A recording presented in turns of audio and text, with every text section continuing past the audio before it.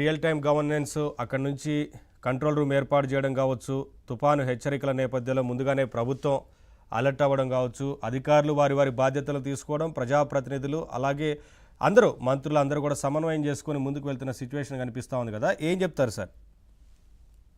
Sir ఇప్పుడు చాలా చక్కటి అంశాన్నే మీరు ప్రేక్షకుల ముందు పెట్టారు.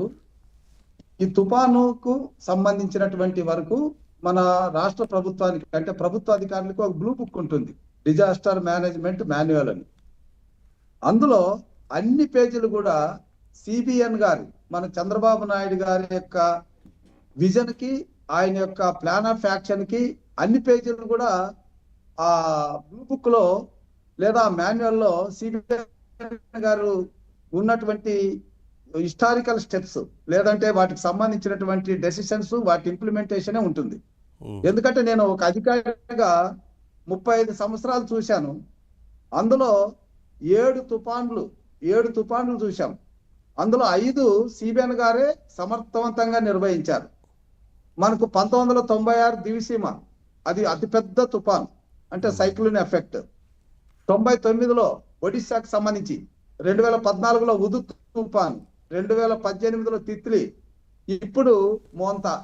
ఈ 5 తుఫానుల్లో కూడా ప్రతి సైక్లోన్ కి ఒక్కొక్క స్టెప్ టెక్నాలజీని ఉపయోగించుకునే విషయంలో చంద్రబాబు నాయుడు గారికి మించినటువంటి పాలకులు ఇంకెవరు లేరన్నది మాత్రం నా ఉద్దేశం అండి.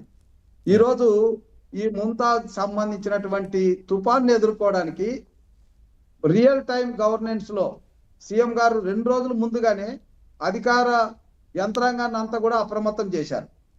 ఎక్కడికక్కడ లోతట్టు ప్రాంతాల్లో ఉన్నటువంటి ప్రజలను కానీ, మళ్ళీ తర్వాత అక్కడ ఉన్నటువంటి పశువులను కానీ సురక్షితమైనటువంటి ప్రాంతాలకు తరలించి వాళ్ళకు 1 రోజు 2 రోజులు ముందుగానే భోజన సదుపాయాలు కానీ, అక్కడ ఉన్నటువంటి ఫెసిలిటీస్ కానీ కల్పించడం అనేటువంటి జరిగింది. ఇంత అంటే ఇది ఒక నేషనల్ డిజాస్టర్ గా కేంద్రం గుర్తించి 2-3 రాష్ట్రాలకి ఇది ప్రభావితం చూపుతుందన్నటువంటి విషయంలో కూడా ఆంధ్రప్రదేశ్ ప్రజల్ని అప్రమత్తం చేసే విషయంలో, యంత్రాంగాన్ని సమాయత్తం చేసే విషయంలో చంద్రబాబు నాయుడు గారు కాదు 100 అడుగులు ముందు ఉంటారు.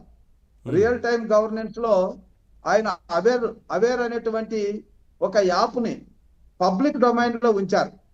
ఇప్పుడు ఏదైనా అక్కడ రిజర్వాయర్ లో నీటి మట్టాలు కానీ, లేదా ఉరుములు కానీ, పిడుగులు కానీ, తుఫాను హెచ్చరిక కేంద్రాలు కానీ, సముద్ర మట్టాల దగ్గర కానీ ఏ చిన్న ప్రకృతి వైపరీత్యాలు జరిగినా వెంటనే పబ్లిక్ డొమైన్ లోకి సెల్ ఫోన్ ద్వారా మెసేజ్లు వెళ్తాయి, బస్ శబ్దాలు కూడా వినబడతాయి. ఒకవేళ ఎవరైనా ఇల్లిటరేట్స్ ఆ ఫోను బస్ శబ్దాన్ని చూడలేకపోతే అక్కడ దాదాపుగా 1 కిలోమీటర్ పరిధిలో అలారాలు కూడా మోగుతాయి.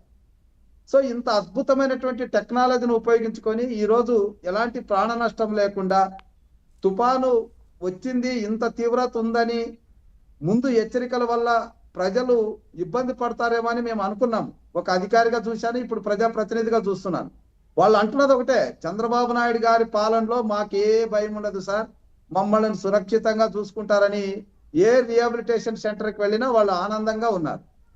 కాబట్టి ఈ రాష్ట్రంలో తుఫాను వైపరీత్యాలను ఎదుర్కొనేటటువంటి విషయంలో చంద్రబాబు నాయుడు గారు ఈ దేశానికి ఒక బ్లూ బుక్ అండి, ఒక మాన్యువల్ అండి, డిజాస్టర్ మేనేజ్మెంట్ కి సంబంధించిన మాన్యువల్.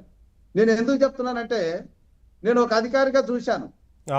ఇక్కడ లైలా తుఫాన్ 2010లో చూశాను, అసాని తుఫాన్ 2022లో చూశాను. అప్పుడు చేపట్టినటువంటి పునరావాస కార్యక్రమాలకు కానీ, ఇప్పుడు చేపడుతున్నటువంటి వాటికి కానీ పొంతం లేదు.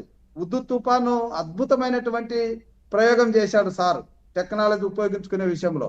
ఇప్పుడు మోంతాకు సంబంధించి మరింత నాణ్యమైనటువంటి ఈ టెక్నాలజీ సేవలు అందించడం అనేటువంటి చూస్తున్నాము. అదే సార్, ఇప్పుడు రాష్ట్ర వ్యాప్తంగా అత్యధిక వర్షపాతం నమోదైంది, పెద్ద ఎత్తున తుఫాను అంటే విజృంభించిందని చెప్పాలి. ఎందుకంటే ముందస్తు హెచ్చరికలు ఉన్న నేపథ్యంలో ప్రభుత్వం కూడా ఇంతగా అలర్ట్ అవ్వడం, అధికారులు కూడా ఎప్పటికప్పుడు చర్యలు తీసుకోవడం, దాదాపుగా 25,000 మందికి దిశానిర్దేశం చేశారు. ఇక్కడ గ్రామ వార్డుకు సంబంధించి వారితో అందరితో కూడా 25,000 మంది సిబ్బందితోని వారందరితోని ఎట్ ఏ టైం వారందరికీ దిశానిర్దేశం చేసి ఎక్కడికక్కడ ఇబ్బందులు రాకుండా చూడటం